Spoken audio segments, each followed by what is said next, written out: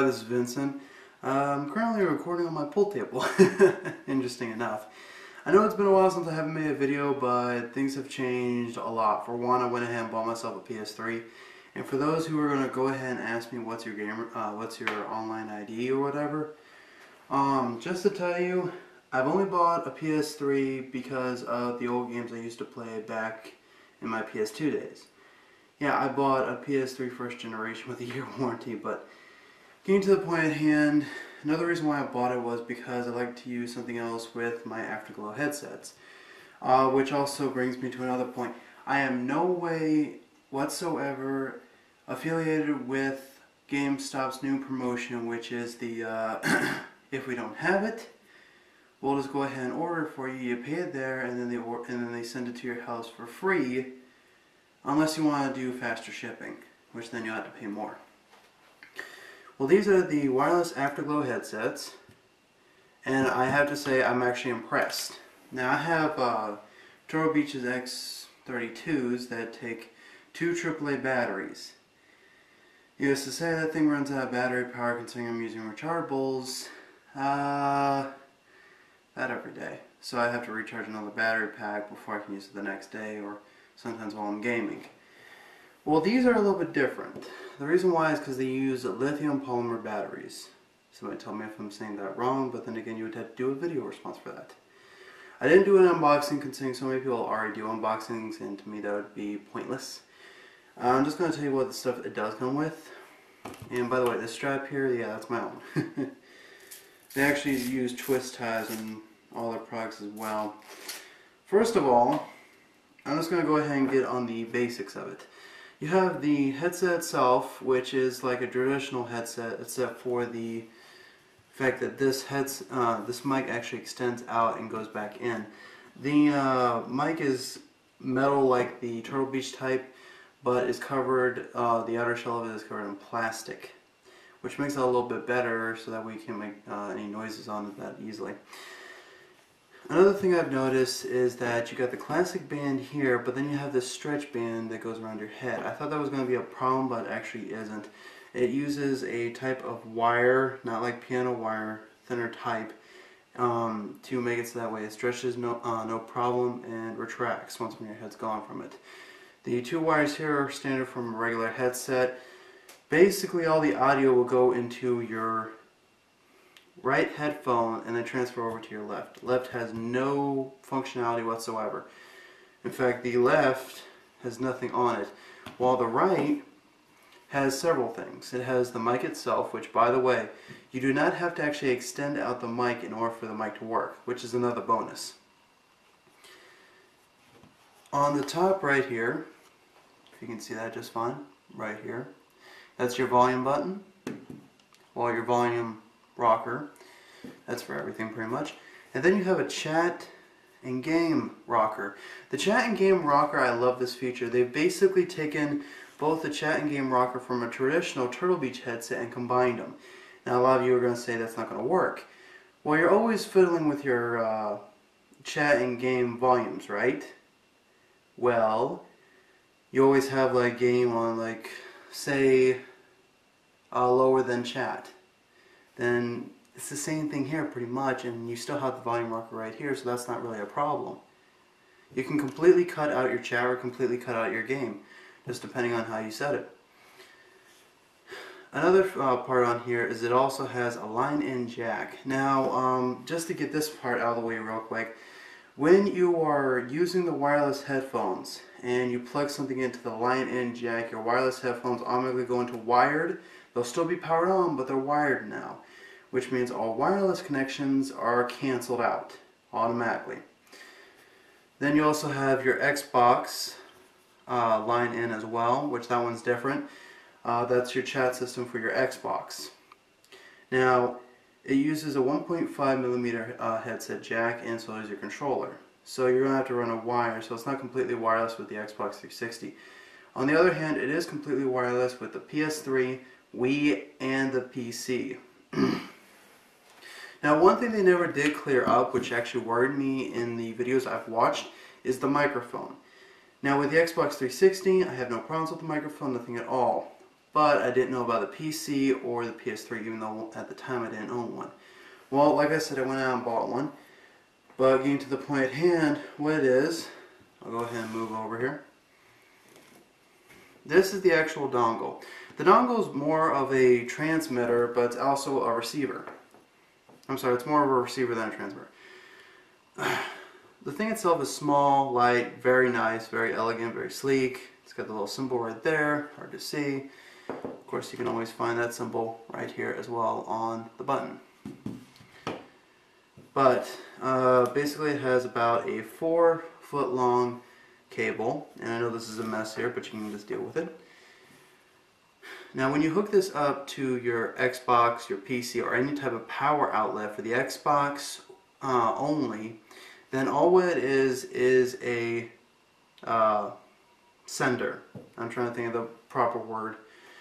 But all it is taking anything that goes through this line and goes straight from here to your headset. Now, let's say you don't have a headset jack on your TV. Well, then they also came up with something for that as well. This isn't the original one because I lost the original one, but they come also with these. You just hook them into the other end, then hook them in through your auxiliary. And for some reason you're using HDMI, what they recommend is to take this off, and all HDMIs for some reason have a headset jack, so that's not a problem. Getting to another point on hand, back to the headset itself. A few things it has that I like is push it once, turns on automatically, nice, bright. Let's say I don't want that though. Okay, I'll hold it down one time. The mode button, by the way. That's nice. There it is. Let me just try and see if this is going to work this time or if it's going to give me a problem again. Yeah, I was afraid of that. Give me one quick second here because I gotta go get my power adapter. Now, one thing I've learned about this thing is if you do not have a power source for the transparent like I do right here, just a battery source. There we go. Once it's getting power, it's going to flash, meaning it's not connected. Go ahead and press the power button once on here. Now, once when you see this blue LED has stayed blue instead of going from blue, red, and green and constantly going over and over again, you can actually change this off and the whole thing if you want to. Hold it down once.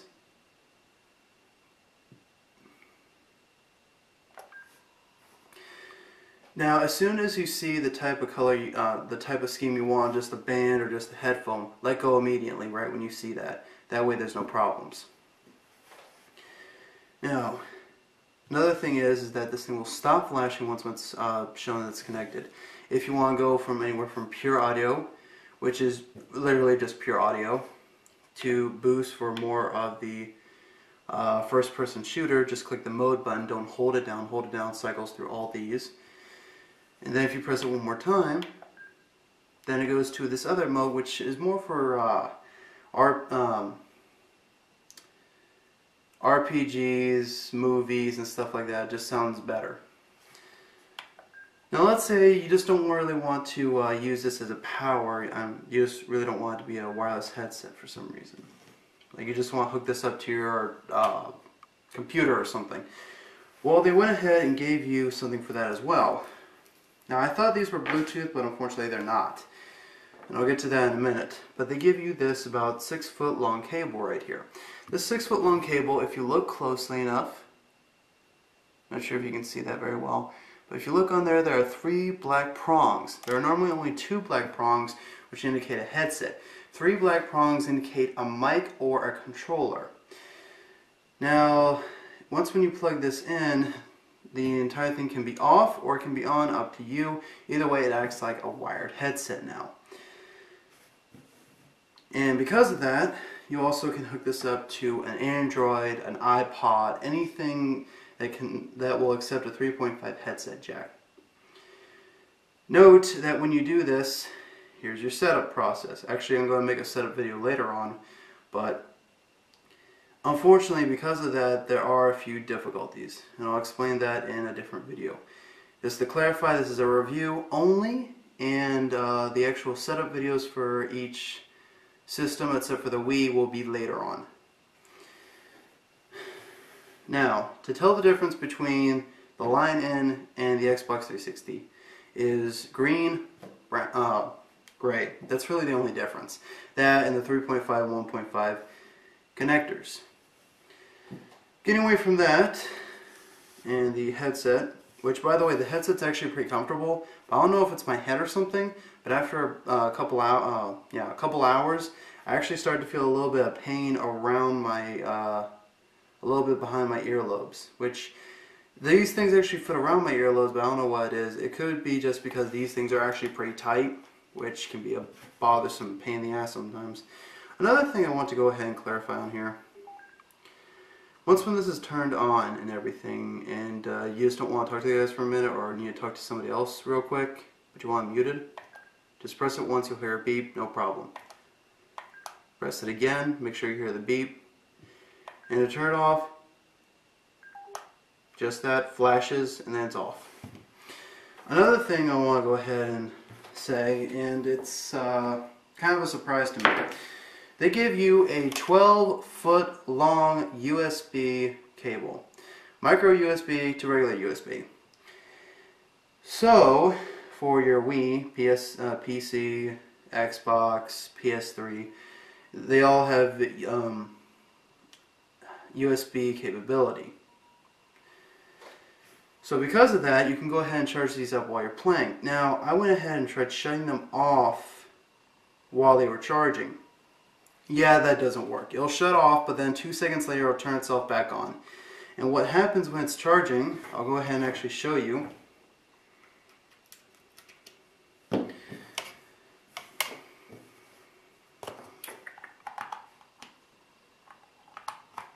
Alright. As soon as it sees power, it turns itself on and is charging. As you can see, it lights up pretty bright. Then it dims down, lights up again. Now unless you're staring at this thing, you won't be able to tell if it's charging or not, because the way you'll tell that it's done charging is if you stare at it for like 2 minutes, it seems like, and know that it's just staying a bright blue color. Other than that, you have no idea.